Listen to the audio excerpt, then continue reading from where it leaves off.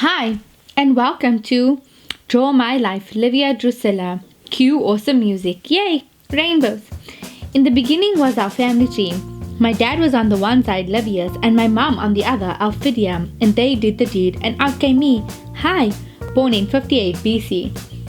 I was born into a line of patrician nobles made up of Levi and Claudii ancestors. Basically, we were accustomed to power. Sadly, not many of the Roman matrons have accurate childhood information, and it's all just a fictitious blur, so we're going to skip that. Sigh. Anyway, moving on. Cue drum music. Is that how you spell cue? Awkward. Anyways, my marriage.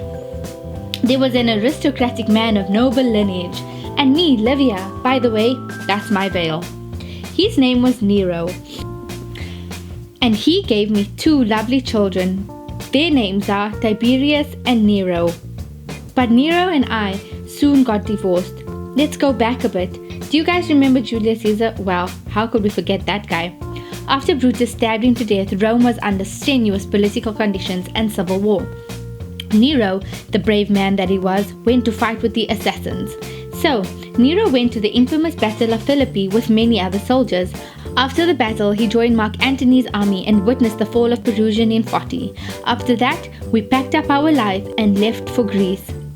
Meanwhile, Octavian the hero was seeking military and republican support back in Rome, so he needed someone like Nero.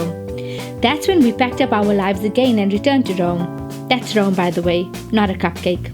This is where the new chapter begins.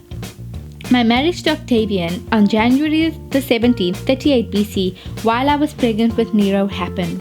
Here's the interesting bit. Nero was at my wedding to Octavian. I know, weird. I was supposed to sit for 10 months before remarrying, but that didn't happen because I was pardoned by Nero.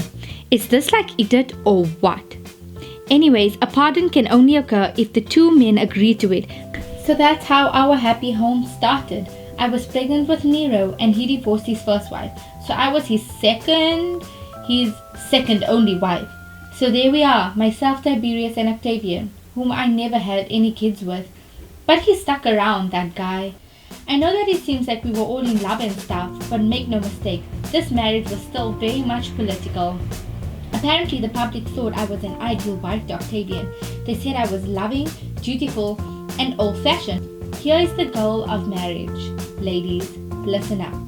To have a happy marriage, you should build a strong household and produce as many kids as possible. Don't worry about sexual gratification. You have to think of your marriage as a partnership.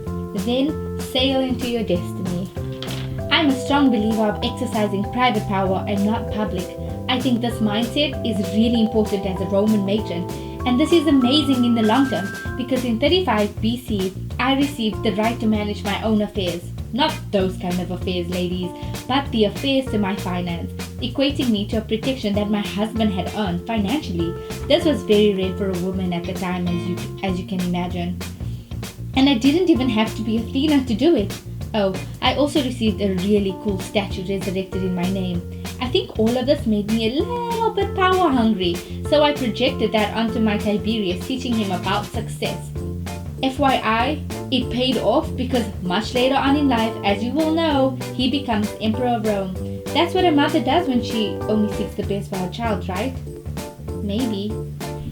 Remember how powerful I was getting? Well, some people said it was because I wanted to rule.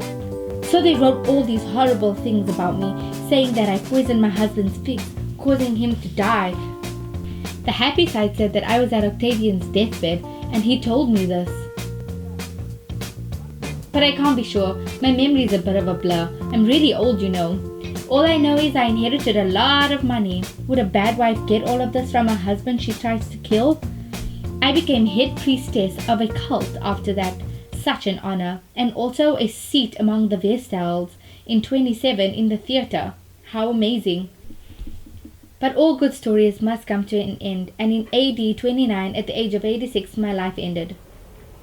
Let's go back a bit before I end. So Tiberius, he was not like Octavian. He never listened to me after a while, and he blamed me. And our home slowly broke down, and I lost my position as his advisor. Those mean people, they wrote again that he resented me and he wouldn't accept that I helped him climb the ladder of success. I looked down from heaven and I heard that all of Rome stood at my funeral except for Tiberius, and he rejected my will. This broke my heart. Anyway, thanks for listening to my story. Look at your right for the rest of your presentation. Bye!